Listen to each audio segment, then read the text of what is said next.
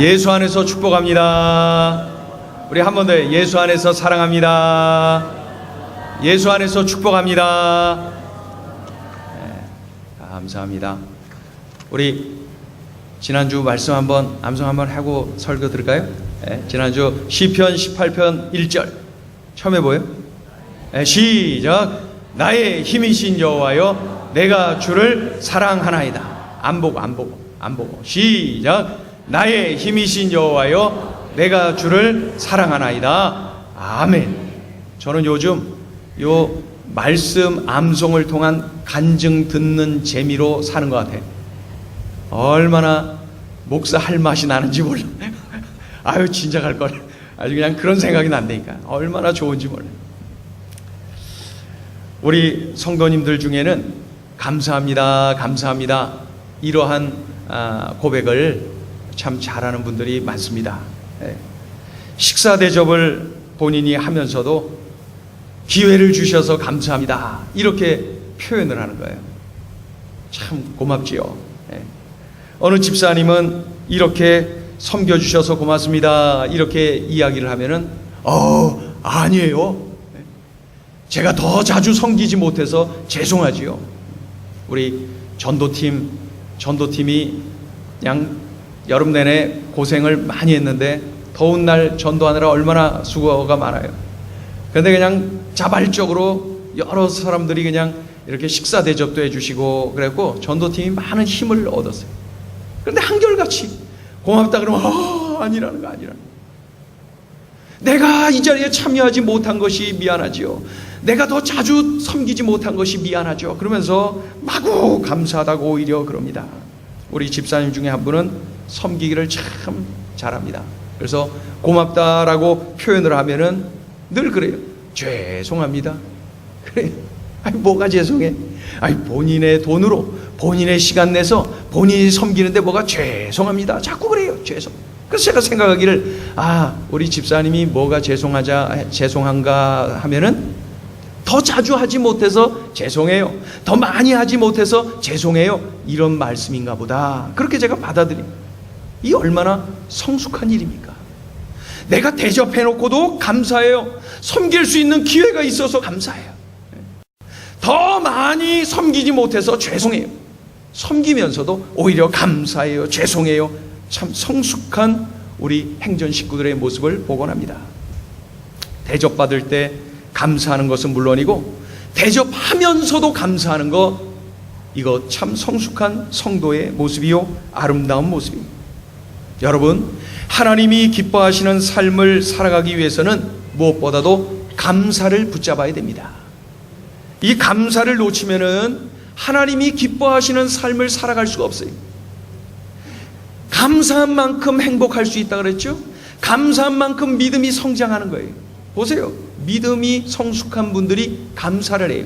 또 그 감사하는 분들이 행복해요. 감사한 만큼 행복한 거죠. 어려운 환경 속에서도 늘 하나님께 밝게 감사하는 분들을 만나곤 해요. 그분들 보면은 역시 하나님께서 그분들을 행복하게 해주시고 있음을 분명하게 볼 수가 있어요. 오늘 사도 바울은 골로새 성도들에게 편지를 쓰면서 어떻게 하고 있어요? 먼저 감사합니다. 감사합니다. 골로새 성도들을 생각만 해도 감사하다는 거예요. 무엇 때문에? 요거 때문에 감사해요. 하나님 요거 때문에 감사해요. 자꾸 감사하다는 거예요. 그 첫 번째 보니까 골로새 성도들의 믿음 때문에 감사해요. 골로새 성도들의 믿음, 하나님을 향한 그 믿음, 예수 그리스도 안에서의 그 하나님을 향한 믿음, 이 믿음 때문에 그 믿음만 생각하면은 사도 바울이 하나님 감사해요. 골로새 성도들의 믿음 때문에 사도 바울이 지금 감사하다고 고백하고 있어요. 우리 3절 4절 읽어보죠. 3절 4절 읽어요. 우리가 시작. 우리가 너희를 위하여 기도할 때마다 하나님 곧 우리 주 예수 그리스도의 아버지께 감사하노라. 이는 그리스도 예수 안에 너희의 믿음과 모든 성도에 대한 사랑을 들었음이요. 여기 보면은 그리스도 예수 안에 너희의 믿음, 그리스도 예수 안에 너희의 믿음이라고 하는 기록이 있죠.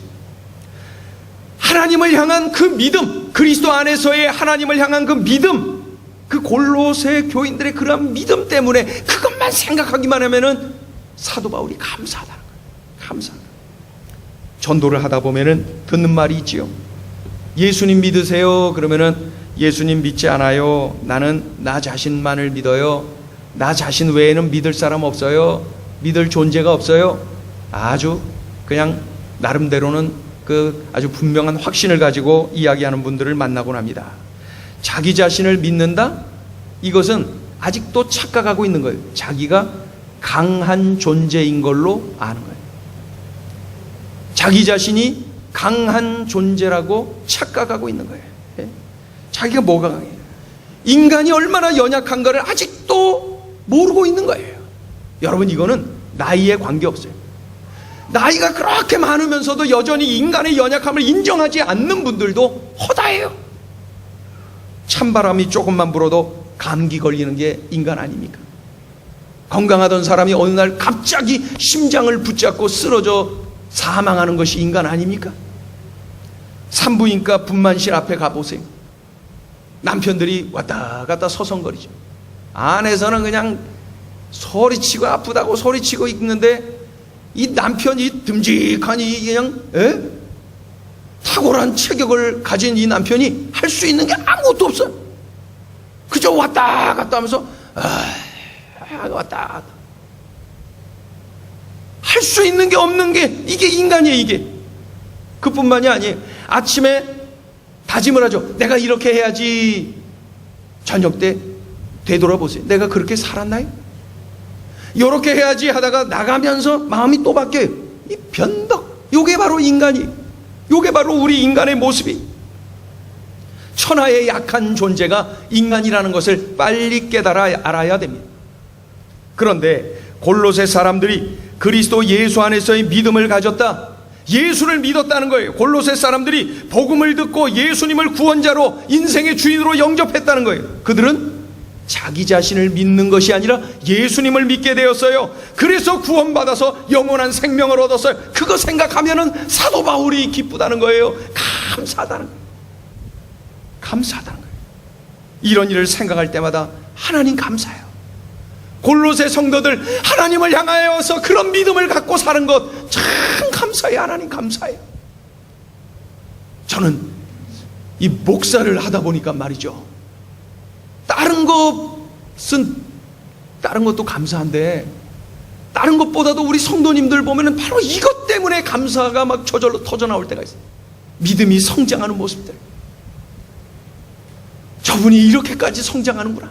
믿음이 성장할 때에 그 목회자가 누리는 감격, 이거는 정말 그 무엇과도 바꿀 수 없어요. 사도 바울의 이 심정을 제가 안 되니까요. 바울이 지금 그 심정을 가지고 하나님 감사해요 그러는 거예요. 하나님 감사해요. 우리는 어떠합니까? 내가 예수 믿고 구원받은 것으로 감사하며 살고 있나요? 나의 가족이, 그리고 내가 전도한 이웃이 예수님 믿고 구원의 감격을 누리고 있는 그것을 보면서 감사하며 살고 있나요?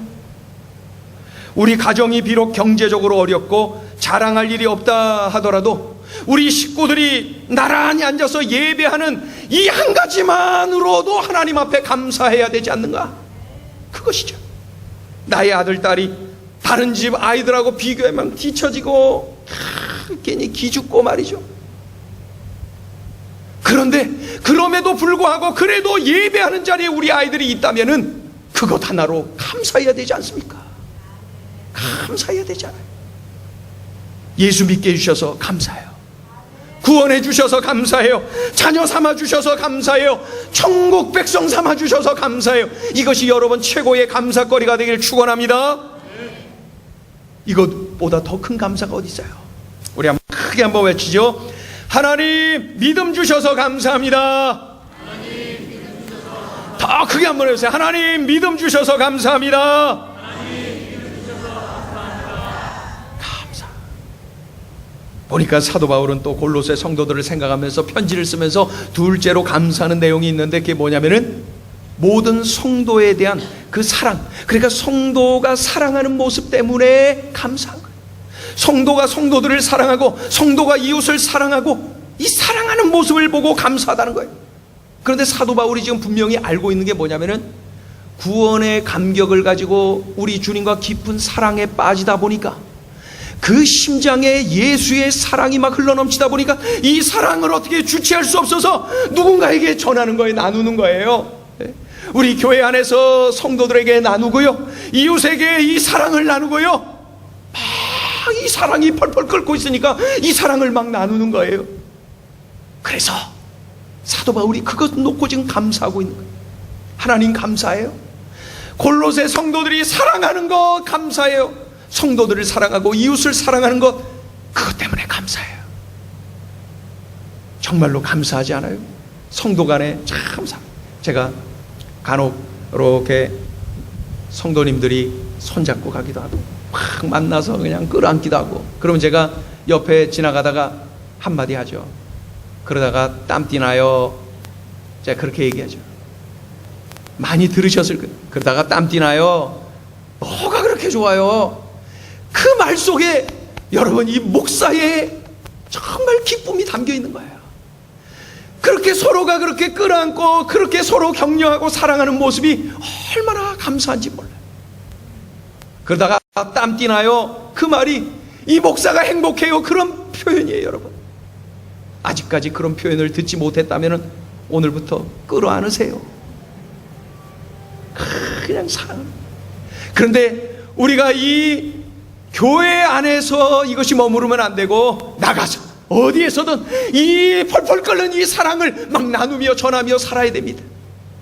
그래서 우리 행전 식구들이 가는 곳곳마다 사람들이 막 북적북적 막 몰려 있어야 돼요. 왜요? 사랑을 자꾸 주니까, 사랑을 자꾸 나누니까 자꾸 우리 주변에 누군가가 몰려와야 되는 것이지. 그것 때문에 사도 바울이 하나님께 감사하고 있어요. 하나님 고마워요. 감사해요. 골로새 식구들을 이렇게 사랑하는 모습 참 고마워요. 그렇게 사랑한다는 것은 그 마음에 하나님을 향한 사랑, 그것이 끓고 있다는 거예요. 그러기 때문에 이것을 전하고 나누며 살아가고 있는 것이죠. 여러 해 전에 제가 교도소를 갔어요. 설교하러 갔잖아요. 설교하러 교도소를 갔는데 처음 이제 교도소를 가게 된 거예요. 그런데 처음에 교도관이 저를 안내를 이렇게 하시다가 그분이 근무를 이렇게 하면서 그 교도소 안에 선교회가 조직되어 있는데 기독 선교회 회장을 부르더니 회장한테 안내를 딱 맡기고 그 교도관은 이제 일을 하러 갔어요. 그래서 그 선교회 회장님께서 그 당시에 저의 나이와 비슷한 한 30세 정도 된 그러한 그 선교회 푸른 죄수복을 입은 선교회장님이 저를 안내하는 거예요. 그래서 그 안에서 그 공장 두부를 만드는 데서 두부 이렇게 썰어갖고 먹어보세요, 드셔보세요. 그러면서 제가 그 두부 거무죽죽한 거 보기에는 맛 하나도 없어 보이는 거 그거 먹고 말이죠. 거기서 일도 배우고 뭐 이런 것도 하고 또 여기 선교 모임 하는 거 그렇게 하다가 이제 예배 드리러 가서 설교를 하게 됐어요. 그런데 이제 설교하러 가기 전에 그분의 안내를 받는데 제가 느낀 게 이런 분이 왜 여기 와 있지? 이분이 왜 여기 와 있지? 얼마나 사랑이 많고 막 전달이 되는 거예요.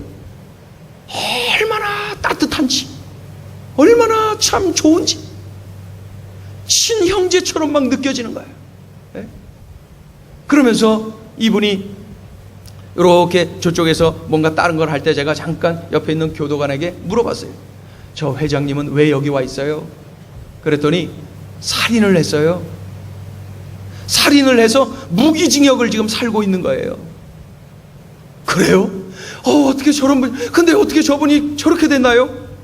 그랬더니 처음에 말도 마요.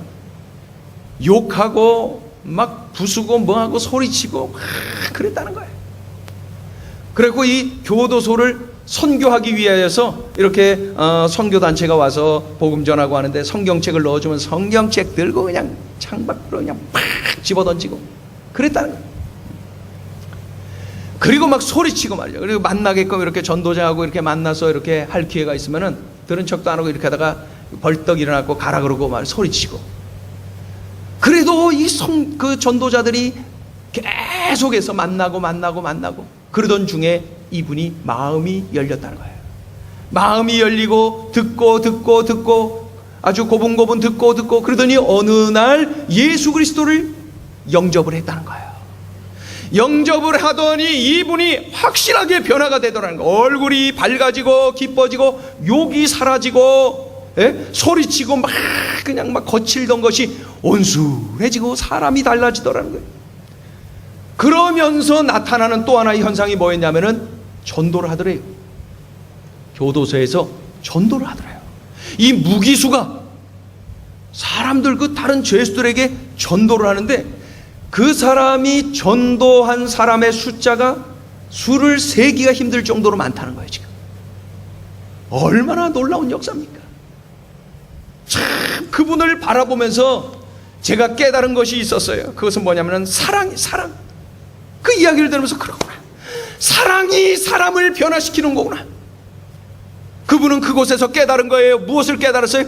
예수님이 나 같은 자를 위하여서 십자가의 고난을 당해 주셨구나. 예수님이 나를 사랑해 주셨구나.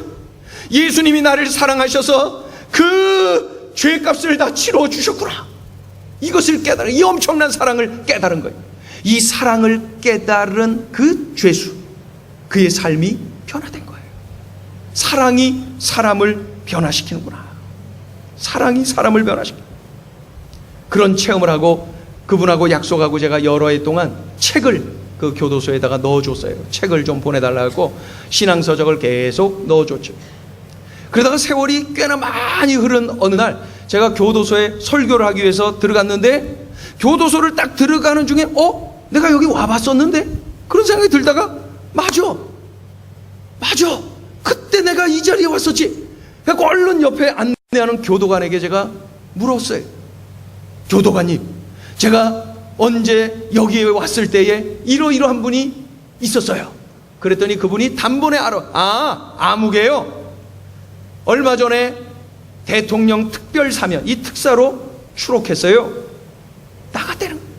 그래서 제가 그 자리에서 할렐루야 그랬다니까요. 할렐루야. 저 자신도 모르게, 이야, 이 교도소 안에서 주님의 사랑을 경험하고 수많은 죄수들을 전도했는데, 더 넓은 땅에 가서는 얼마나 많은 사람들을 전도할까, 얼마나 많은 사람들에게 선한 영향력을 끼칠까. 가슴이 뛰고 지금도 문득 그 사람이 기억이 나요. 꼭 한번 만나고 싶다. 꼭 한번 만나고 싶다. 나의 삶의 조건이 아무리 열악해도 내가 사랑할 수 있는 이웃은 있구나. 내 환경이 아무리 어려워도 내가 사랑할 수 있는 이웃은 나에게 있구나. 높은 담으로 둘러쳐져 있는 교도소 안에서도 사랑을 하더라고요. 그리고 그 사랑을 통하여서 사람이 변화되더라고요. 놀라운 역사의 현장을 제가 보고 왔어요. 사랑을 받은 사람이 사랑을 합니다. 우리 행전 식구들은, 우리 성도님들은 다 사랑을 받았어요. 뭐 어떤 사랑이에요? 예수 그리스도의 사랑, 십자가의 사랑, 그 십자가에 피 묻은 그 사랑을 내가 받았단 말입니다. 이 엄청난 사랑을 내가 받았어요. 펄펄 끓고 있는 이 사랑을 내가 받아서 이 사랑을 이제 나누어야 되지 않아요? 전해야 되지 않아요? 땀띠 나도록 사랑해야 되잖아요. 그러한 모습을 통해서 우리 하나님이 기뻐 영광 받으시고, 목회자인 이 사도 바울, 목회자인 이 박 목사는 그것이 목사의 영광입니다 라고 고백하게 만드는 것이죠. 우리 주님이 말씀하신 거예요. 어떠한 환경 속에서도 내가 사랑할 이웃은 있기 때문에 내 이웃을 사랑하라고 우리에게 말씀하고 계신 거예요. 어느 환경에서나 내가 사랑해야 될 이웃이 있어요. 내가 사랑할 수 있는 이웃이 있는 것입니다. 이러한 뜨거운 사랑의 가슴을 가지고 우리 가정 안에 내가 머물 때 우리 가정이 행복하고, 이러한 가슴을 가지고 우리 교회 안에 내가 머물 때에 우리 교회가 행복한 거예요. 우리 행전 식구들이 가는 곳곳마다 이러한 막 사랑의 소문이 퍼져 나가야 되지 않겠습니까? 우리 행전 식구들이 골로새 교인들처럼 말이죠, 성도를 사랑하고 이웃을 사랑하고 사랑 이 사랑 소문이 계속해서 번져나가게 되어지기를 예수의 이름으로 축원합니다. 우리 옆에 있는 분에게 크게 알려주세요. 얼굴 한번 보세요. 예. 얼굴 한번 보세요. 얼굴 한번 보시고, 예. 좀 민망하죠. 예. 예. 그러다 한번 얼굴 보시고 큰 소리를 한번 이렇게 외치겠습니다. 진심으로 사랑합니다. 예수님 안에서 사랑합니다. 더욱 사랑하겠습니다. 이제 그만 보세요. 우리는 사랑할 수 있는 이웃이 있어요. 얼마나 감사합니까? 사랑하는 그 모습, 그거 생각만 하면 감사해요. 고마워요. 사도 바울이 그렇게 간증하고 있는 거죠. 이 마지막 사도 바울이 골로새 교인들을 생각하면서 감사하고 있는 것은 뭐냐면은 골로새 성도들이 하늘에 소망을 쌓아두었다는 거예요. 하늘에 소망을 품고 살고 있다는 것, 그것 때문에 감사하다는 거예요. 여러분 5절 읽어볼까요? 5절을 크게 읽습니다. 5절 시작. 너희를 위하여 하늘에 쌓아둔 소망으로 말미암음이니 곧 너희가 전에 복음 진리의 말씀을 들은 것이라. 아멘. 우리 한 번 더요. 시작. 너희를 위하여 하늘에 쌓아둔 소망으로 말미암음이니 곧 너희가 전에 복음 진리의 말씀을 들은 것이라. 아멘. 복음을 들었습니다. 예수님을 구원자로 인생의 주인으로 영접했습니다. 그래서 그 뜨거운 사랑을 가지고 성도를 사랑하고 이웃을 사랑합니다. 그런데 여기에서 그치지 않고 어떻게 한다고요? 하늘에 소망을 두는 거예요. 하늘에 소망을 둔 사람으로 살더라는 거예요. 그것 때문에 감사하고 있어요. 이 소망은 일시적인 것이 아니고 영원한 것, 완벽한 것, 흔들림 없는 소망, 하늘의 소망을 쌓고 하늘의 소망을 품고 살아가는 거예요. 우리 그리스도인들은 누굽니까? 하늘의 소망을 둔 사람들 아닙니까? 이 땅의 삶이 영원한 것 아니요, 이 땅의 삶이 전부가 아니란 것 우리가 잘 알고 있잖아요. 그리고 우리가 곧 가야 될 곳이 어디인지를 우리가 알고 있잖아요. 그렇다면 가야 할 곳을 늘 바라보면서 그곳에 소망을 품고 살아가는 것, 그것이 바로 우리 그리스도인들의 모습이어야 되는데 골로새 교인들이 그렇다는 거예요. 골로새 교인들이. 여러분, 마귀가 자주 쓰는 계략 중에 하나가 뭔 줄 아세요? 우리에게서 소망을 끊어버리는 거예요. 사람들이 왜 자살을 하세요? 자살하는 것은 환경이 어려워서 자살하는 것이 아니라 소망이 끊어져서 자살하는 거예요. 환경이 더 어려운 사람도 살아요. 소망만 있다면. 이 땅에서의 어려움 잠시죠. 금세 지나가지 뭐. 다 흘러가는 건데 뭐. 우리는 영원한 하나님의 나라를 이미 하나님께로부터 허락을 받은 하나님의 자녀들이, 거룩한 백성들이, 우리는 이러한 천국의 소망을 품고 살아가야 되는 것이죠. 그럴 때에 이 땅에서 낙심할 일도 없고, 이 땅에서 절망할 필요도 없고, 이 땅에서 뭔가를 포기하면서 좌절하면서 한숨 쉬면서 초조해하면서 살아갈 이유도 없는 거예요. 하늘의 소망이 끊어지지 않는 한 우리가 그렇게 살 이유가 없어요. 우리 크게 한번 외쳐볼까요? 나는 하늘에 소망을 두었습니다. 지난 주 중에 우리 권사님 한 분이, 제가 권사님 연세가 얼마나 되셨나 하고 우리 교적을 보니까 65세이시더라고요. 65세. 제가 생각했던 것보다 한 3살 정도 연세가 더 드셨어. 그러니까 한 3년 젊어 보이시는 거야. 65세 되신 우리 권사님이 수요일 낮에 저를 찾아오셨어요. 땀 뻘뻘 흘리면서 시골에 갔다 오셨다 그러면서 이렇게 소금도 만들었다 그러고 막 이런 거 갖고 오셨어요. 이 땀 흘리면서. 그러면서 그 선풍기 쐬면서 말이죠. 목사님, 제가 이런 경험을 했어요. 그러면서 간증을 들려주시는 거예요. 그래서 제가 얼마나 큰 은혜를 받고 격려를 받았는지 몰라요. 우리 권사님이 뭐라 그러시냐면은, 저 전라도 시골에서 태어나시고 그곳에서 생활하시고 성장하고 공부하시고 하시고 그곳에서 직장 생활을 아주 오랫동안, 그 당시에 여성으로서는 정말 오랫동안 인정받으면서 직장 생활을 오랫동안 하셨어요. 그러니까 그곳에서 그 삶의 환경이 그곳에 다 이렇게, 예? 다 거기서 다 생활을 하셨단 말이에요. 그곳에 식구들이 다 있고, 그곳에 친척들이 다 있고, 그곳에 오랜 세월 함께 살았던 친구들이 다 있고, 그런데 아들이 결혼해갖고 이 서울에 와 있는, 그것도 또 우리 행복을 전하는 게 교회 바로 옆에 저쪽에 있는, 결혼했고 이쪽에 온 거예요. 애를 낳았어요. 그러면서 엄마, 그리고 또 엄마가 이거 오신 거예요. 그리고 그 애기 돌보면서 섬기고 계신 거예요. 아들 가정을 도와주고 계신 거예요. 그러니 외로워요. 그냥 북적북적 하던, 주변에 늘 그러던 환경 속에서 덩그러니 홀로 이렇게 다들 아들 며느리가 다 나가서 직장 다니고 말이죠. 애기도 유치원 가고 막, 그러다가 또 애기 이제 낮에 오면 또 받아야 되고 뭐 준비해야 되고, 우울해지기도 하고 외롭기도 하고, 그리고 막 일하던 분이 그러지 않으니까 또 몸도 막 좀 이렇게 쑤시는 것 같고 말이죠.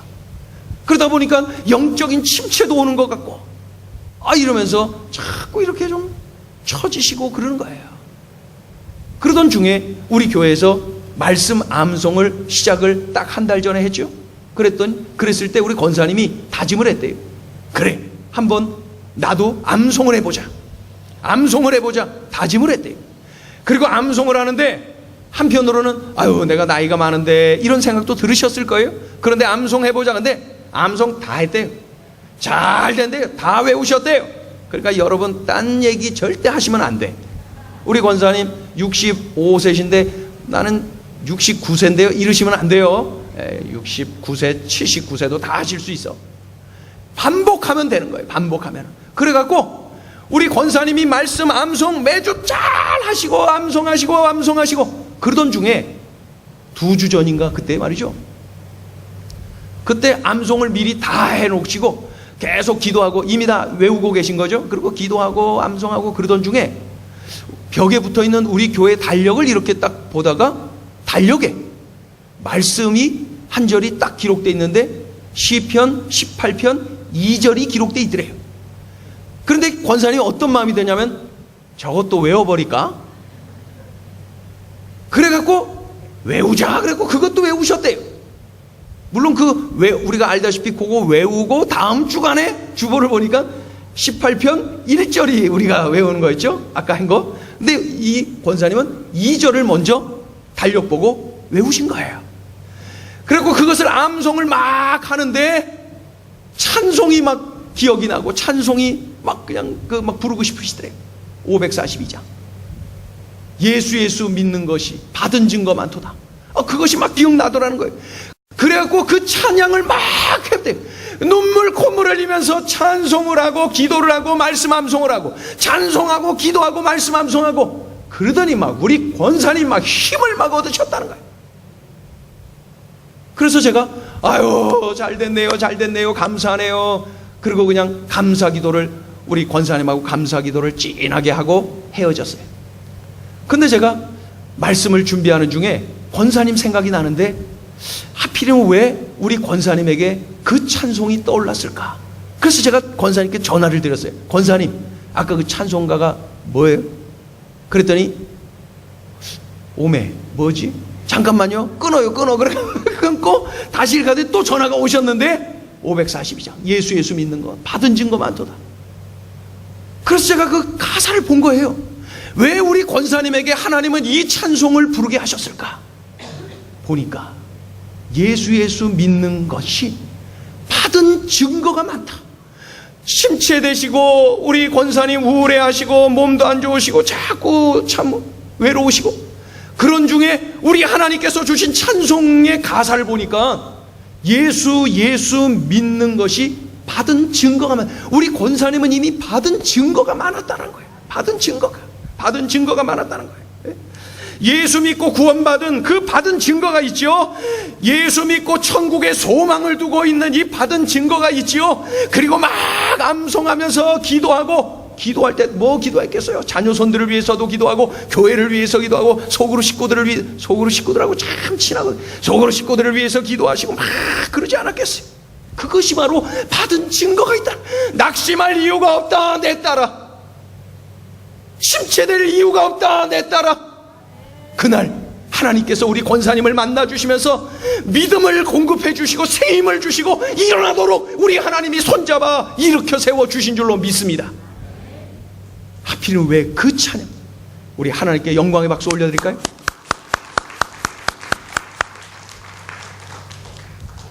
하필은 왜 그 찬양이었냐고요?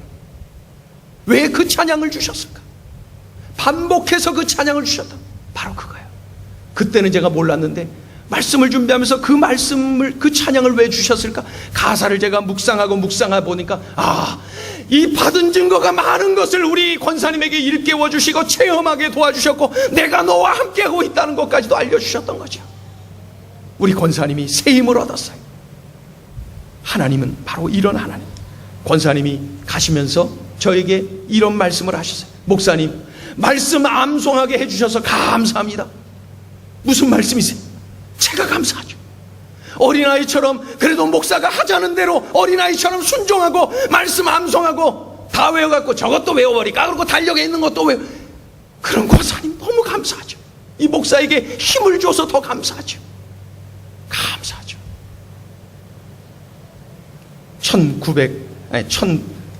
1997년이죠. 1997년에 개봉한 영화 중에 여러분 잘 아시는 타이타닉이 있어요. 타이타닉. 저도 1998년 초인가 그때 봤던 것 같아요. 그런데 이 영화는 1912년에 침몰한 세계 최대 크기의 호화 여객선 타이타닉호가 침몰된 것이, 그것을 실화로 해서 그것을 배경으로 만든 영화가 바로 이 타이타닉. 실화를 배경으로 한 거예요. 그리고 실제적으로 그 타이타닉호는 바닷속에 지금 침몰되어 있어요. 그 영화를 만들기 위해서 감독이 그 잠수부 복장으로 해갖고 그 깊은 바닷속 들어가서 타이타닉호를 조사하고 또 조사하고 이거를 반복을 많이 했어요. 그리고 나서 영화를 만들게 되었다는 것이죠. 실화를 배경으로 만들었어요. 그러니까 실화를 배경으로 만들었다 하지만은 그래도 영화의 재미를 위해서 여러 가지를 가미를 많이 했겠죠. 그런데 그 중에서 가장 실제적인 그러한 장면이 있다면은 바로 그 침몰하는 배 위에서 그 악기를 연주하는 악단,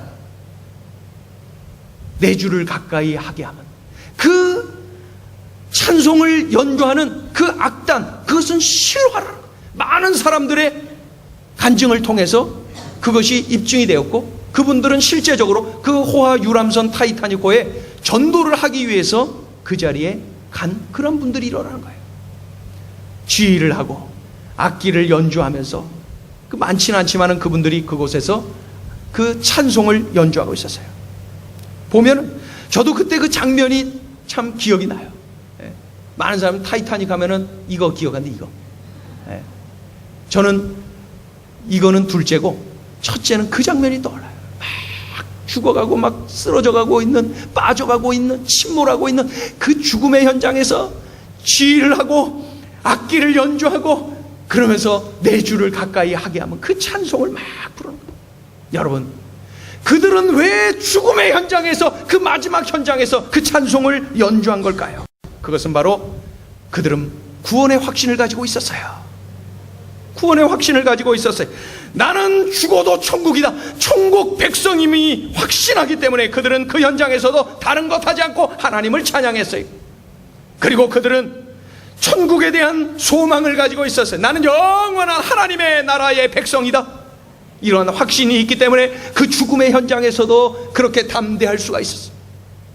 또 한 가지, 그들은 바로 저 소리치며 죽어가는 저들을 향하여서 여러분들이여, 우리가 믿는 예수를 믿으시오. 우리에게 예비되어 있는 천국, 그곳에 함께 갑시다. 연약한 인간들은 이곳에 빠져 죽을 수밖에 없습니다.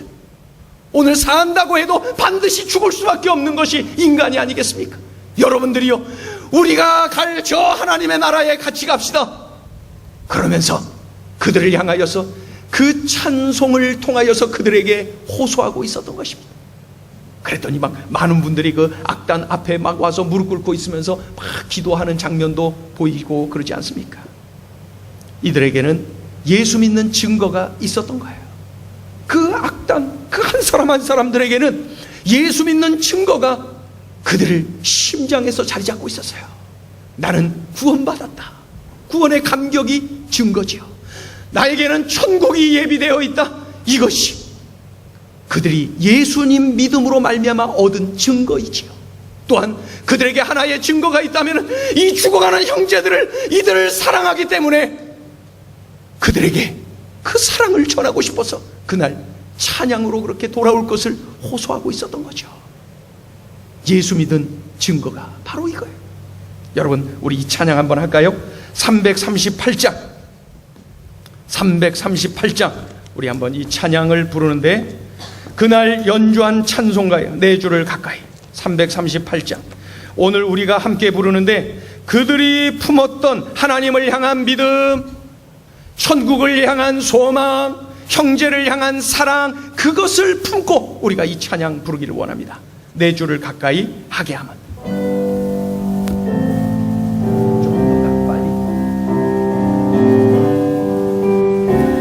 내 주를 가까이 하게 함은, 내 주를 가까이 하게 함은 십자가 짐 같은 고생이나 내 일생 소원은, 내 일생 소원은 늘 찬송하면서 주께 더 나아가기 원합니다. 내 주를 가까이 하게 함은, 내 주를 가까이 하게 함은 십자가 짐 같은, 십자가 짐과 고생이 내 일생 소원은, 내 일생 소원은 늘 찬송하면서 주께 더 나아가니. 우리 1절을 다시 한번 할 때 우리 다같이 일어나셔서 한번 찬양합니다. 내 주를